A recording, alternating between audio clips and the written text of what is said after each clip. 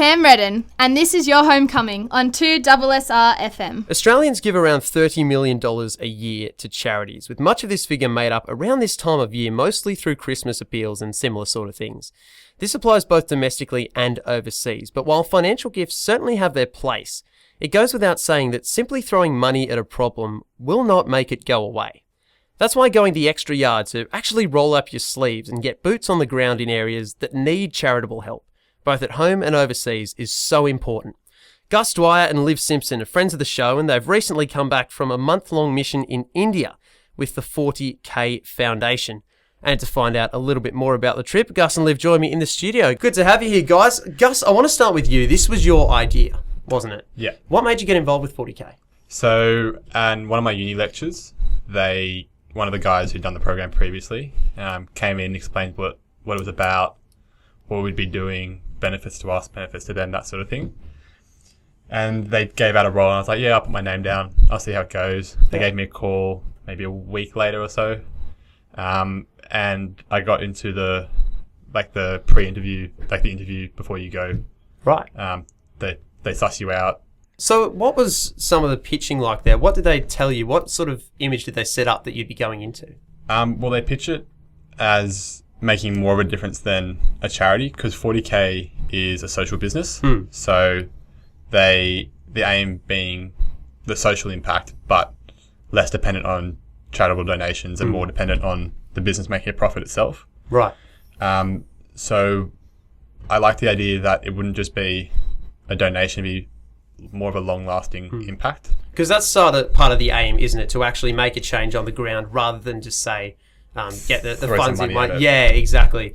And I guess that is what brings me on to my next question, Liv. One of the most rewarding things must be to actually see some of the results of that, some of the charitable work in action, and seeing how that can benefit people in these sort of areas. Well, 40K is a bit interesting in that regards, because often you don't actually see the direct benefits of what you've done on the program, because they're really looking long term. It's not to pay off university students to go over there and feel good about themselves. They've got a real structure where they're working through really identifying the needs of a community, going through and making sure that they've definitely got the right problem, making sure they've found a good, viable, long-term solution. And their other big thing is making sure that any services they can provide are at a price point that the community can afford. So often it'll take 6 months, 12 months, which represents, 5 or 6 programs going over there. So 5 and 6 months of students working hard on these projects before you come to a full conclusion.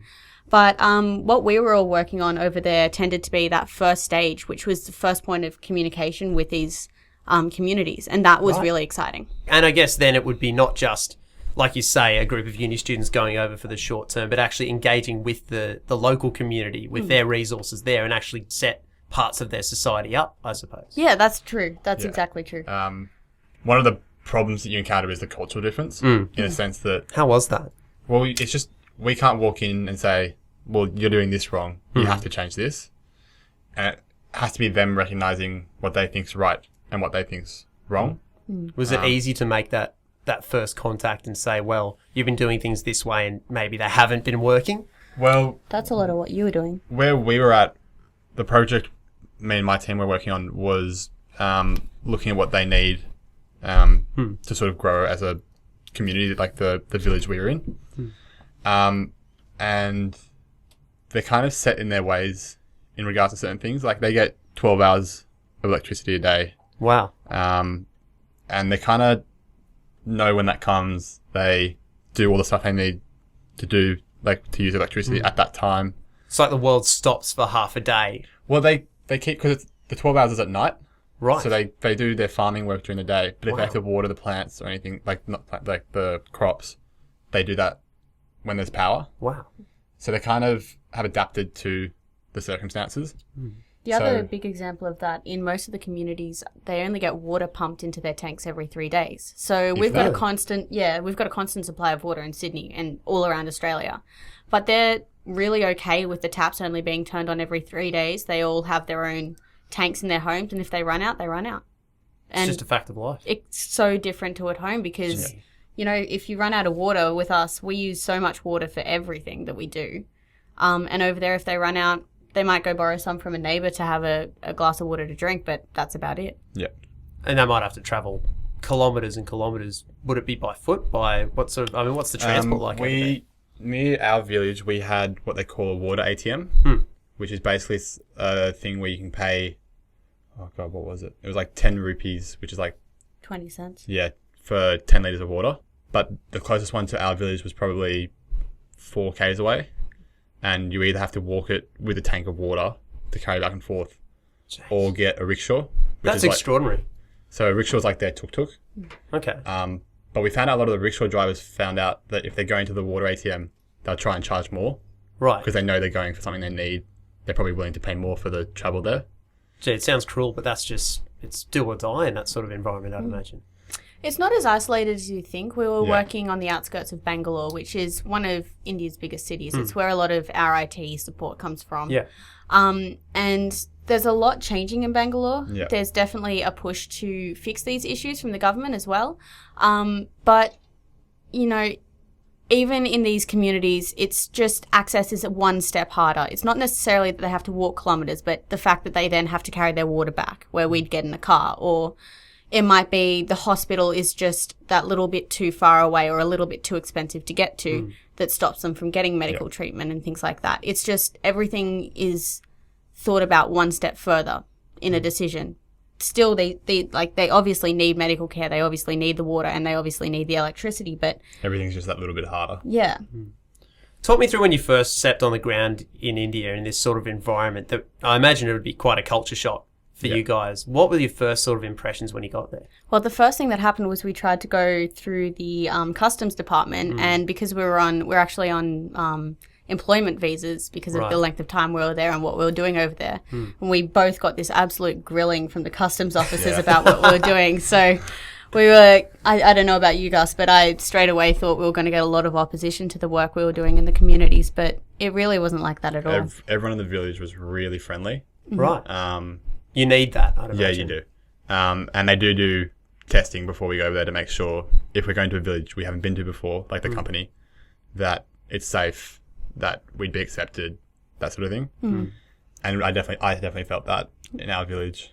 In our village, because we were, 3 hours apart, I was making a film, and that was definitely a different dynamic to bring into the community because a lot of them had bad associations with what cameras represented and things like that. But just those simple everyday things that are just so foreign to them. Well, SLRs are pretty in your face as well. You know, they're bulky cameras and there's a lot of gear that goes with them. But even you just had to build relationships with people before you could even get started on your work, and you had to really genuinely become friends with them and know what was going on in their life, what was important to them. You just had no choice but to do that, because without that kind of acceptance of each other's differences, you couldn't get honest answers from them. You're with Cam Reddin on 2SR. We'll take a quick break, come back with more after this. 9545 1800, that's how you get involved in the show. Emails in cam.2SR@gmail.com. In the studio with me this afternoon, Gus Dwyer and Liv Simpson. We're talking all about their 40K Globe social impact project they were a part of. It took them over to India. It wrapped up late last year. And guys, one of the questions that came to me over the break was, when you're in this environment, living with the people, living with the locals, a real part of the community for the month that you're there, do you notice a feeling amongst the locals that there is a need for help? There is a need for outside assistance to bring up that standard of living? I don't think it's different. I think. The thing that they wanted the most help with was quality education. Yeah. And that's one of 40K's biggest things. I mean, they run this Globe program, which is what we were doing, which is all university students on the ground for a month. But their main focus is it's called a Plus Pod. It's high quality education delivered as an after school program where maybe the local level of education isn't satisfying the community.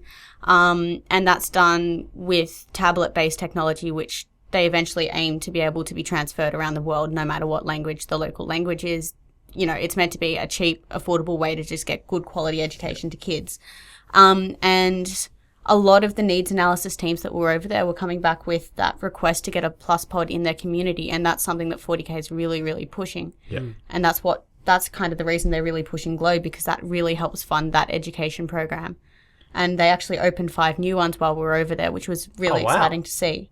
And they were all in new communities as well, because they just identified areas that had no basic standard of education in the community. Kids were dropping out.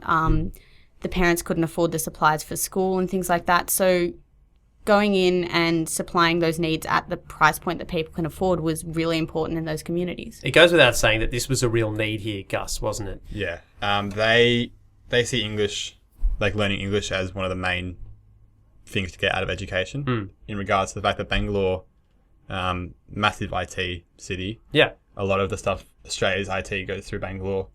So to be able to speak English, they see as a massive benefit. Almost like the pinnacle of making a step into the world in a way. We found that they see English as more important than learning Hindi. Really? The national language. Yeah. Wow. So where we were, they speak different languages in the different states of India. But we found that English was more important to them than learning Hindi. Wow. Just because of the Job access. Yeah, the job access.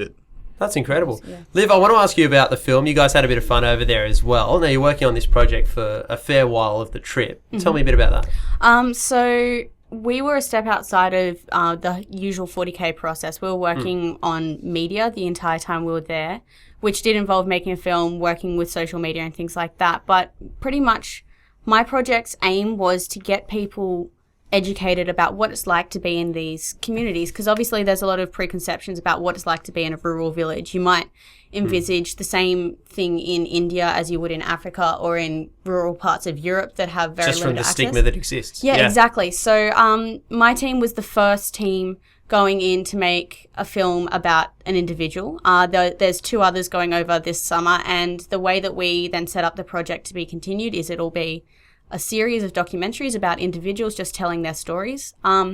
So each team has an intern that works with them sort of as a translator and a cultural advisor, and we actually ended up interviewing our intern's mum because she's just amazing. Wow. Her name's Varalakshmi, and she's from the village Malanahali, which is in the north of Bangalore. And she is just a community leader in female empowerment, pretty much. She's all for female education, women going to university, which is uncommon in these villages as well. She's all about her daughters being well educated before they get married, which obviously is a huge cultural step over there. It's still very much based in arranged marriages and things like that. But Rajita, her daughter, I think she was 20 or 21. Sorry, Rajita, I've forgotten your age. So she was the same age as us. And, everything she was working towards was to do with her marriage. And that's what her mother, Vara, was really speaking about, that it shouldn't be this defining factor in her life. She should be her own person before she enters someone else's life. She was also, actually, we were asking her, what is your hope for the world? And she pretty much just said world peace. And we were like, you are just the perfect image of what we wanted for this film. Unfair work practices as well, because over there, quarries are closing down because they're now illegal. It's just harsh physical labour, but they're still around and they're still really damaging in how they affect the whole community. She spoke a lot about that. But really, everything she spoke about came back to the power of education as a way for people to just get beyond where they are now and get to that next level. And that was just so exciting. Cool. It was really cool because even though we were a media team, there was only 2 of us doing media. The other were global studies students and language students, which brought this amazing dynamic to the research process because you had a lot more perspectives than what you get just in a communications faculty. I can imagine for sure, yeah. It was really helpful. And it was amazing because everyone was so excited to be learning new skills as well. Like, even though there was only 2 of us who really knew how to edit, we were all teaching each other new skills. One of the girls picked up a lot of the local language, Kannada, and she was really putting an effort into that. And it really helped us just tap into the community. Awesome. Would you go back? Definitely. Maybe not straight away, though. No, I would love to go back. We didn't get the chance to do any of the north of India, so I'd love to see more of the country.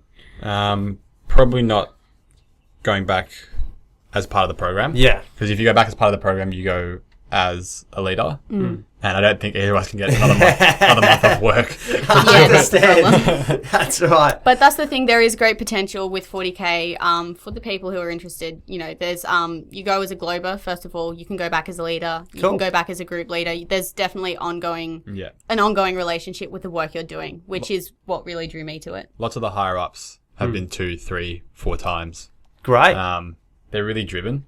And so people who are going back and forth, like going back lots of times, they kind of push the projects further and further. So there's a real interest there. Well, here's the website for anyone thinking of getting involved, 40kglobe.com.au. The number 4, number 0, letter K, globe.com.au. It'll have all the information about 40K, who they are, what they do, and what you might be getting up to on one of these trips as well. Guys, thanks so much for coming in today. I'm really glad to hear that it wasn't just a fun trip, but it was a productive one as well. Gus Dwyer, Liv Simpson with me in the studio.